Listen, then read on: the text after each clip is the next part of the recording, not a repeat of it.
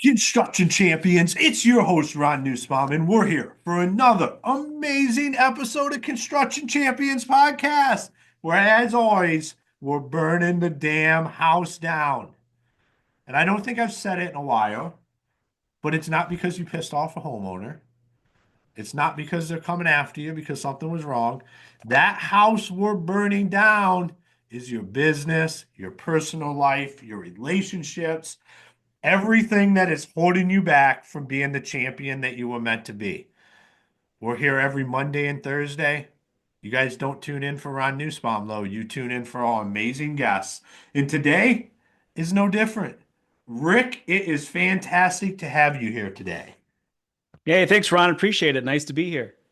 Awesome, man. Before we dive into it, why don't you tell all the construction champions out there a little bit about yourself? Yeah, absolutely. My name is Rick Storlie.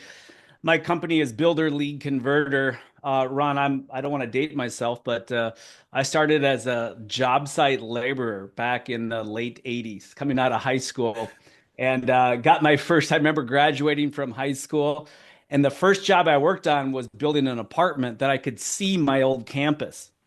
And so what do the guys do? The first thing, it was a two-story apartment building, and they thought, hey, you know what? Let's take the new guy. Let's put him up on the lift, put him about 40 feet in the air, and have him sheet the gable end of this apartment. So as I'm literally pushing the sheet of sheeting up there on the gable end, looking down, like, okay, I'm about 40 feet off the ground right now, and I could look over and I could see my high school in the background. And I said, wow, a lot has changed in one day. I went from student to now, I guess I'm officially an adult and being indoctrinated into this world of construction. So that's how it all started. That was back in the 80s. I ended up getting my degree in real estate, actually, and got my real estate license while I was still in college. And because I had worked construction, I said, you know what, I want to go sell for builders. So I started selling for some builders in the area I was going to school. And then my father had a real estate brokerage. Well, he had done a little project with a home builder partner of his, and they would do a parade of homes every Monday or excuse me, every spring and fall. And literally, they would build the model and they would try to sell it, and they would do this parade of homes.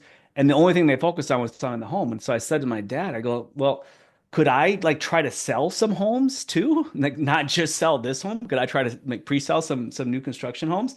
And that's really how it all started. And I went from an on-site salesperson to a sales manager to a general manager.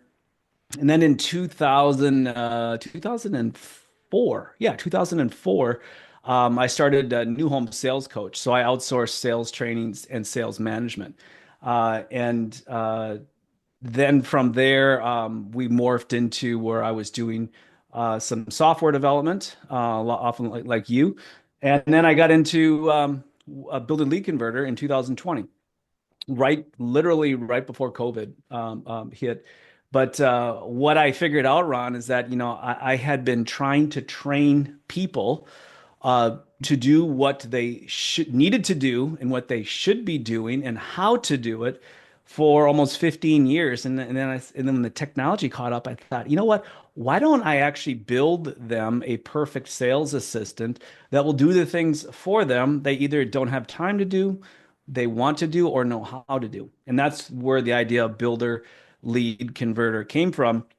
And the elevator pitch is it's pretty simple, is that we attract, capture, and convert high quality leads for our builder partners so they can pick and choose their clients and jobs. So that's the short story here, but I got lots of stories. Obviously, I've been around a long time. Well, I mean, yeah, you were working as a laborer in the 80s. We could probably talk about that all day, I'm sure. Absolutely, Uh, yeah. And I say laborer is I was picking up garbage. Okay, that's literally how I started. So laborer is like it's like calling what do you call a janitor, like a custodial engineer. Okay, yeah, I was picking up garbage on the job site. That's really where I started. so not quite a laborer's assistant or something there. Awesome, but I love it. And I love when technology catches up to what your skill set is and you have a way that you can implement it and take it out there. And we live in an amazing time where technology is doing amazing things and it's rapidly catching up. Like we've been in the conversations of doing translations for years, not years, but we haven't been around for years. But we've been talking about it from day one, and the technology's never been there. Like to be honest, translation software sucks. The code for it, everything, but we're starting to get to a point now with AI where it's feasible in 2025 having software that can translate every language within, because there's a lot of different languages that are used on job sites. People just immediately think Spanish, but it's not just Spanish. There's tons of them, and there's like 50 different versions of Spanish. So to be able to have that implemented so people we can you can not just us, but anybody, the software and the technology finally existing to be able to make these conversations happen no matter what language you speak on a job site, it's going to be pretty amazing. But before I diverse, let's jump right in there, and I'm going to ask the $1 million question, and that is, what makes a construction champion? Ever found yourself revisiting a project because of a small miscommunication? It's frustrating and costly. That's why I switched to BuilderComms. Their construction communication management solution cuts through the noise, ensuring my team is always on the same page. Now, missteps are rare and rework is a thing of the past. Ready to streamline your projects? Check out BuilderComms today. You know, I put a little thought into this, and it's a great question. I think I'll go back and, I've been to probably close to 15 years. And this is a typical conversation I hear at the builder show. And as I'm talking to some, home builder, remodeler, and they're saying, Rick, I build a great home or remodel a great home. He goes, but I have this competitor who is kicking my butt and they build their crap. But yet they get more business than, I can even imagine. What am I doing wrong? And I think what makes a construction champion is that so often we focus on the sticks and bricks. But if we just focus on the sticks and bricks, really, what are we? We're a commodity. Because if you go in and you're going to argue with your prospective buyer that you have better sticks and bricks than builder A, B, or C, well, then they can pull out a spreadsheet and they can say, well, what do you pay for a 2x4? Where are you getting your trusses? And so they can go down and they can break it down. And you hear that old thing, that apples to apples comparison. And Ron, I would say, what makes a construction champion ultimately is that they present themselves in their local market in a way that nobody can make an apples to apples comparison to them. In other words, they are a big fish in a small pond. They are niche down. They understand who their target market is, who their target avatar, and they do it better than anyone else. And something I learned a long time ago at the National Association of Home Builders, going through the Institute of Residential Marketing, was value as an equation. And I love this because it's so hard to quantify. Why is it that sometimes you deliver a price to a client and they're like, yes, great. Where do I sign? When can we start? And other times you say, here's the price, here's the plans and specs. And they look at it and they go like, you know what? I think Chuck in the truck with his taillight guarantee, was better than you. So I'm going to go chase him down the street. Why is it that some people buy and some people don't? And really what it comes down to is value is an equation. So value is simply its price performance divided by quality perception. So I like to use this analogy is that every time that you have a set of plan specs and you have a price sheet and you're going to present that to your client, imagine this. Imagine that you're sitting at a table, your client has the exact amount of cash that is on your price sheet. You have the plans and specs in front of you. And what you are doing is you are pushing the plans and specs to them. They, in turn, need to push that pile of cash to you. So that is value. What they're looking at is they're saying, you know what you have proposed to build for me is equal to or greater than in value to what my money is worth. So when that happens, value has been achieved, the sale is made. Now, conversely, if they look at their pile of cash and they go like, you know what, I think this is worth a little bit more than those plans and specs, value has not been achieved, and they're going to take their money and they're going to walk. And oftentimes they're going to look at you and say, you're too expensive. And so that's why a lot of builders really what happens is they think that price is the issue. And price is rarely the issue. In fact, statistically, Ron, I think it's 87% of consumers are going to make a purchase decision based on perceived value, 13% are price. So really what it means is almost 9 out of 10 people that you're talking to, they're going to have other things in front of price that are going to determine if they're going to hire you as a builder or not. So yeah, what makes a construction champion is that you are a builder that can market as good as you can build. You understand your target market and you're a big fish in a small pond in your local market. I love that. And there's one key word that you used there that I absolutely believe in, and that is knowing, being in your niche, but being the big fish. Like, I think people get confused where they don't think you can be niched into something and be the big fish in your town, but there's multiple big fish. You got to figure out what you do really good and just stick to doing that and be that big fish. And we don't look at it that way a lot of times. Yeah, we make the mistake. Builders especially make the mistake is they want to appeal to. They want. I always say if you're coming off as a general contractor, you're generally attracting people interested in the lowest price, because they look at you and say, "Well, okay, give me a bid."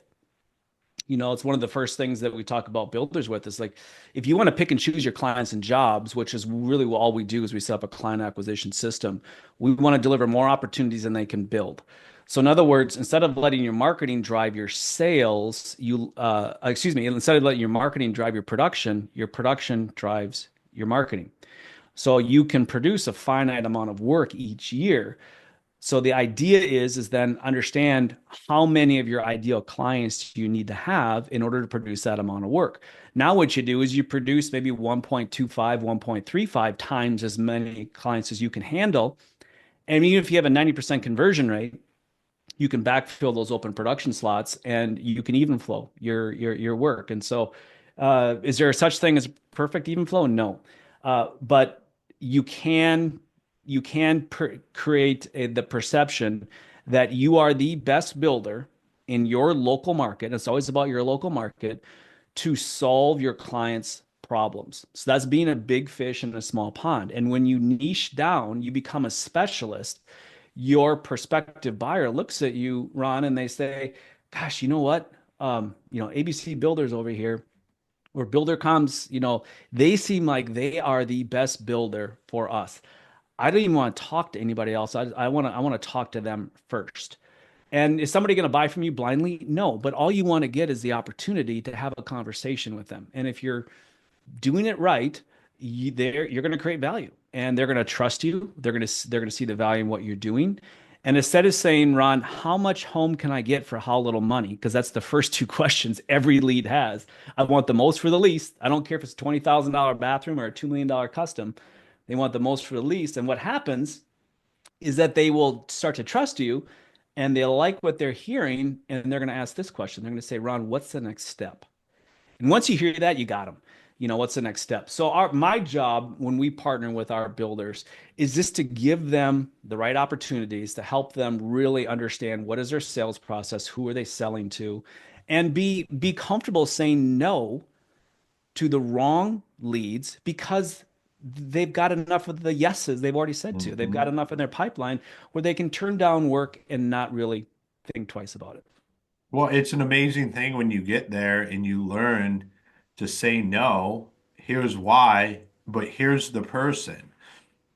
I mean, that's what I used to do is I built a referrer network. I knew Absolutely. some of our competitors would do stuff we wouldn't do. So if that's what the customer absolutely wanted to have done, well, here you go. Like, this is who you need to talk to. We're just not the company. That's just Yeah, not what we do. Uh, and being willing to do that opens you up for the jobs that are right for you. And people don't think that's right. about it that way. They think about it as you're saying no to money that's coming in. But what you're really doing is you're saying no to future opportunities Yeah, that's because true. There's you huge can't say, opportunity yeah, cost. yeah. You can't say yes to the right job when you're stuck on the wrong job. Yep. Well, if you think about it this way from an opportunity cost standpoint, if you're And this is what happens is the builders get desperate. Hey, I don't have a whole lot in front of me right now. All of a sudden, kind of a iffy lead calls in, and it's the wrong product, right? They want something that maybe you haven't done before, or you're not real good at. It's the wrong location. It's too far from the office, and it might be even the wrong personality. Like, hey, I'm getting some red flags from this guy, but you're like, oh, I'm desperate. I need to take the work. So what happens is you take on the work. You oftentimes are going to cut your margins to do it. Now you're married to a psycho customer for however many months and years when you add the warranties to it, and you don't have the ability to go out and really land that right job, and you're too busy working on this bad stuff. It can set you back years. So that's really the first major step for our clients, our builder partners, is to get them to let go of that. And now, Ron, we have builders that are selling leads. I mean, they generate so many leads, and instead of saying, "Oh no, I'm just going to kick this lead down the road," they actually develop those referral networks that you're talking about. They sell leads to Hmm. the other builders in the area that are really what they call like a friendly competitor. Maybe they do some stuff head to head, but again, if you're positioned yourself as a big fish in a small pond, you're a construction champion, as you say, you don't have any problem doing that. You're happy that you have guys in your area that will take up some of the work that you can't or don't want to do. And then you can focus on the stuff that you're really good at. And most importantly, you're making money at. Well, that's what happens when you focus on what you're good at. So you make more money. So how do guys get over that hurdle? I mean, it's all a Well, numbers game.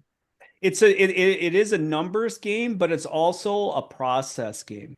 In other words, every builder that starts out, they seem to hit this ceiling. It's right around, if you're a remodeler, it's typically when you get around $1 million a year in revenue. If you're doing custom homes, it's typically maybe around that $2 to $3 million a year. And you're really wearing all the hats, you're doing everything, and you've just sort of willed yourself to get there. And that's how entrepreneurs work, right? I mean, I love the quote. I can't remember who first said it, but entrepreneurs, and let's just say builders are the only people that are willing to work 80 hours a week so they don't have to work 40. And so what happens is like, yeah, you're excited, hey, it's my company and I'm getting business and people are calling me and I'm getting referrals. And so you work your way up there, and you typically, the first realization you have is that you're not charging enough. And so then you start to charge more. And then you get to the point where it's like there's not enough hours in the day. I need to hire somebody. Well, when you get to that point where you have to hire somebody to help you so you can continue to grow or at least get your life back, that's where you like, I don't have any processes. I just know how to do this stuff, or I figured it out, or I just have it in my head. So a lot of builders are process poor. And that process usually is not so much on a production side of things. They know how to remodel a home, they know how to build a home. They've got that process down, but they don't have a process for acquiring clients on a consistent day in, day out basis. Because if you can get a process down for that, if you have people lined up who want to talk to you and are willing to pay you money to good money to do your job, well, now what you got to figure out is, okay, all right, who are the clients I want to pick and choose that I want to do the work for? Who do I say no to? Well, now what you can do is you can scale up your production capabilities. So instead of being stuck at 1 million a year, okay, now you've hired let's say a project manager. Okay, now you can maybe do 2 million a year because that freed you up. And so now you're going to focus more on selling, or focus more on, being better at estimating. You're going to get into some software like a job tread. We're a job tread partner as well. You're going to go into get coaching services, kind of help you refine some of your internal systems and infrastructure. And so now you're saying, okay, now I can handle 3 million a year. Okay, well now I need 3 times as many leads. Now maybe I can get to 4 million, 5 million a year. And there's always that happy medium where you're like, you know what, I'm profitable. I have a good team under me. I'm happy with this number. Some guys get there and they're like, yep, I'm going to stay there. Other guys are like, you know what, I want to go from 1 million to 20 million a year. And they want to make a really big leap, and that we just want to be a partner with them to make sure they have the opportunities that they need in order to get there. And then the rest is like figuring it out. Really, then it's really focus on profitability, focus on efficiencies, scaling the business, and then ultimately, Ron, maybe they want to sell the company. Maybe they want to get to the point where they are no longer involved in the day to day, and they're just going to really act as a president and or CEO. So everybody's different, but the idea is that you have to have the opportunities to say no to if you want to get to where you want to go. Yeah, and I love that last part that talking about everybody's different because that really matters. I think we get lost so much in today's just scale, grow.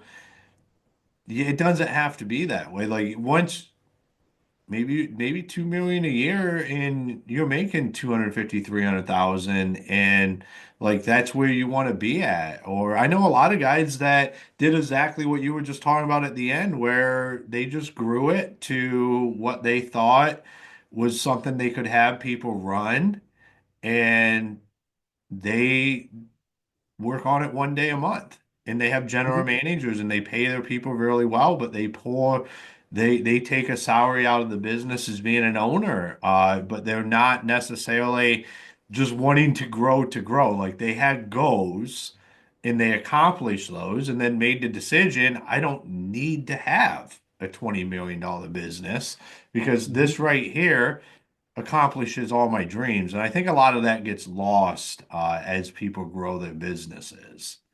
Yeah, and a lot of it has to do with your local market.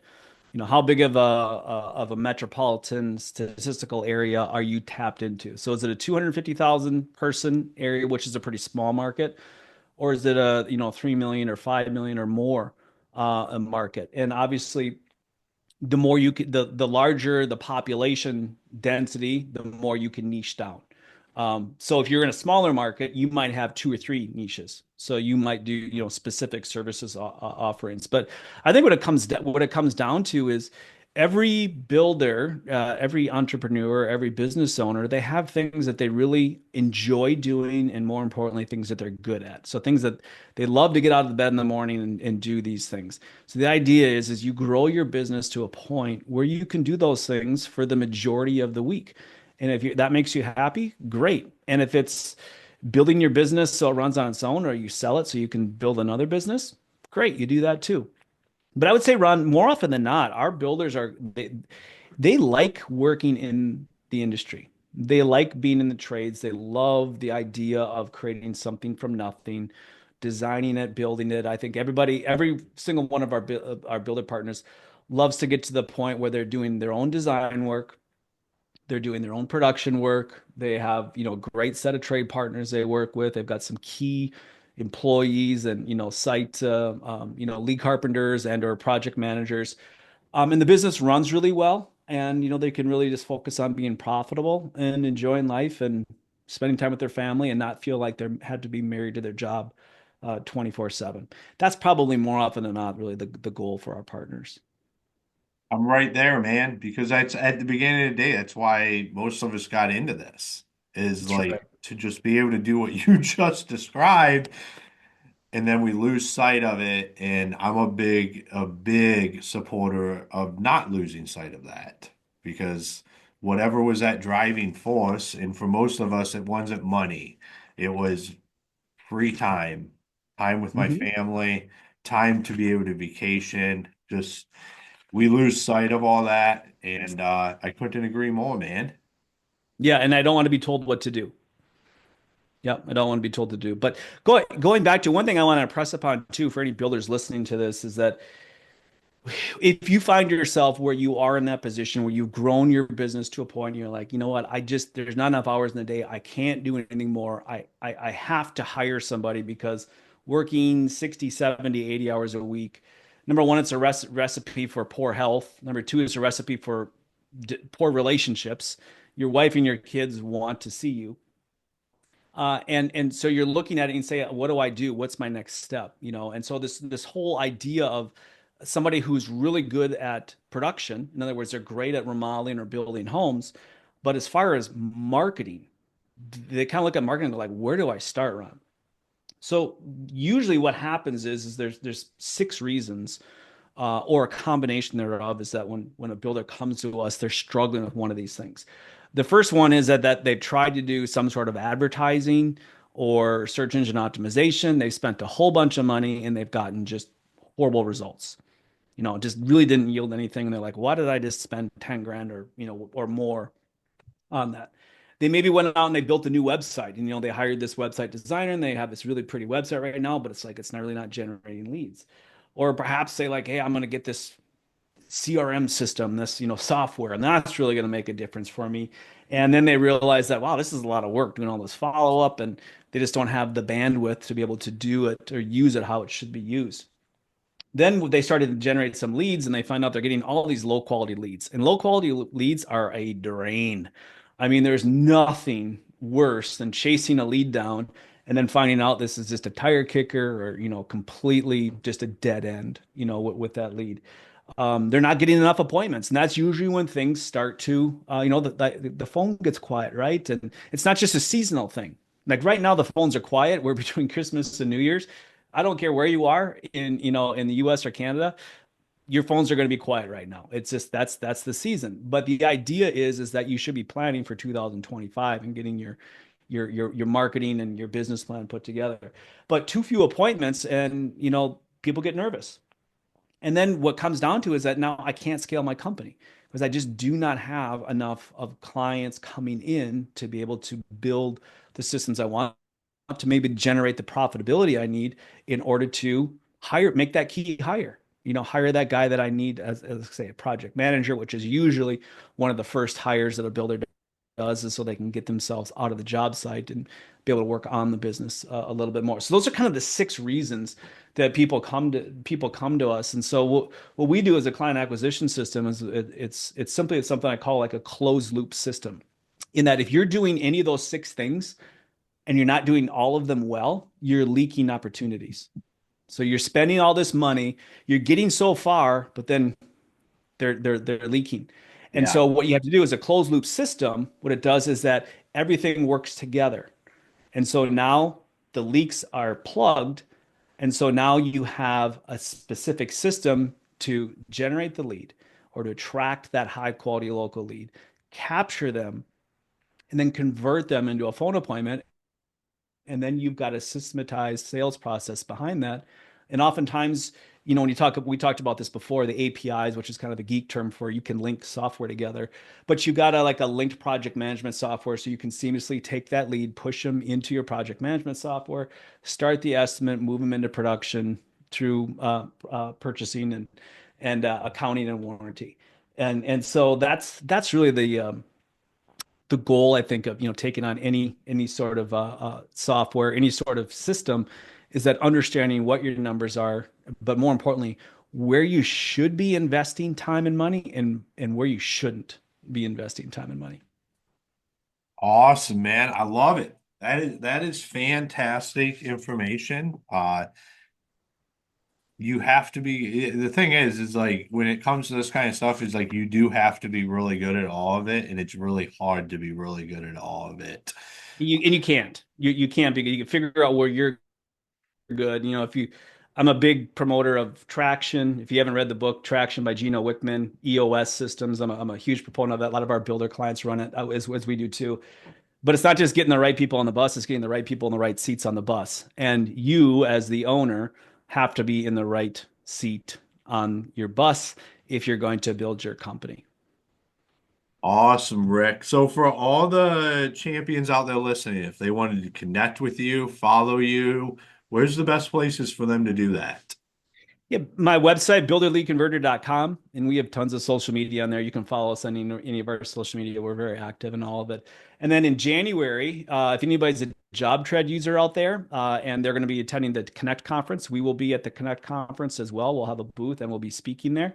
And then I'll also be at the International Builder Show in February, doing 2 different programs there. One will be in the Custom Builder Central, doing a program there. And then I'm also be speaking on AI with custom builders and remodelers, and that will be it's in the educational program for the Builder Show, but that's towards the end of February in Las Vegas. Awesome, man. Well, maybe we'll see each other there. I'm going to be speaking in the education or area IBS as well, man. So, but thank you we will. thank you for taking the time and doing the show today.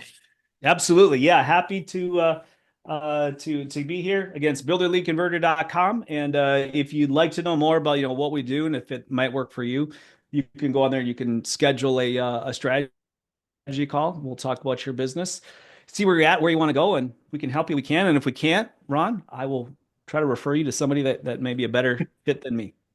Absolutely, man. All right, construction champions, another episode in the bag. And once again, the book Traction came up. I mean, I'm not the only one out here preaching this. Traction will absolutely change your business. So if you are a listener and you haven't went and picked it up yet, go get it. Yeah, I'm looking directly at my copy in front of me as well. And it has stuff hanging out of it too. It's that good, guys. Like I am telling you, it is that good. If you're a new listener, just drive directly to the closest bookstore around you or get on Amazon right now. If you're not driving, get on Amazon and just order it. And I'm telling you, it will forever change your business, but you have to take the action. You have to implement it. You have to get people like Rick involved in your business, and stuff will start to change, guys. We are on the verge of 2025.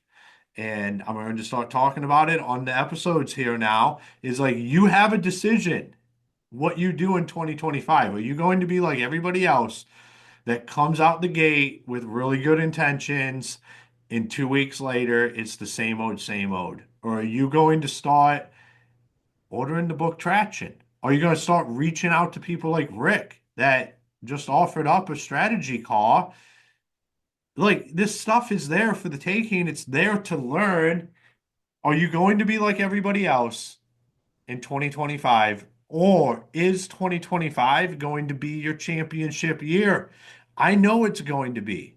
I'm here to help support that. So are all of our guests. It's why we do this show, is to get the people in front of you that can help your business. So Construction Champions, make sure you check out all of our fantastic sponsors. And until next time, be the champion you were meant to be. Hey, construction champions, it's your host, Ron Nussbaum here, and I want to talk to you about how you can automate all of your marketing. We've had so many people on here talk about getting the systems in place. Well, we have partnered with Build 12 and Construction Champions podcast. Les O'Hara, the founder, what really excites me is his 30 years in the industry. And now he's built a system to be able to nurture your leads and continue to utilize that. I personally use the system myself. Build 12 is absolutely amazing. There's a lot of value in there, and it's a way to start getting away from Angie's List and all of that kind of stuff and start actually creating your own leads every day and have a system for them. So go on our website, check out the show notes, go check out Build 12 and what it can do for the front end of your business today. It's absolutely amazing. I highly recommend going and meeting with Les and his son, Devin, and talking to him about what they built for their own business so the rest of the industry can take benefit from that. Here on Construction Champions, we're all about helping each other out. And what is better than contractors helping contractors? I say nothing. So let's go take this to the next level. Go check out Build 12. If you have any questions, feel free to reach out to me or Les or his son, Devin. We're here to help. We want to continue to grow the industry. Introducing HomeTrack. We create digital new home profiles using homeowner specifications, pictures, and warranty policies, replacing the large paper binders normally provided by home builders to their buyers. We also digitize the final blue tape walkthrough and instantly create a punch list that both builders and homeowners can track and tell a resolution. By simplifying the handover process, we are saving home builders time and money.